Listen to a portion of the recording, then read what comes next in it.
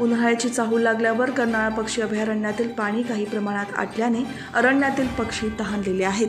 गेल्या वर्षी बांधण्यात आलेल्या नवीन जाळीच्या बंधाऱ्यात काही प्रमाणातच पाणी शिल्लक असून मे महिन्यात पाणी टंचाई निर्माण होण्याची शक्यता आहे। पाणी टंचाईवर वन विभागाकडून विविध उपाययोजना राबवल्या जात आहेत। पनवेल शहरापासून 12 किलोमीटर अंतरावर कर्नाळा अभयारण्य आहे।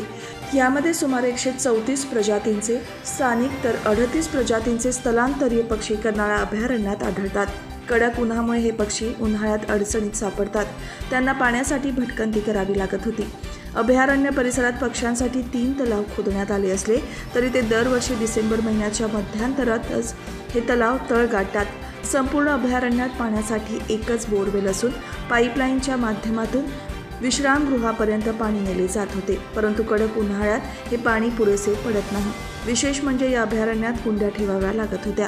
प्रशासनाने विश्रामगृहालगत असलेल्या सिमेंटच्या बंधाऱ्यातील माती आणि गाळ उपसला आहे।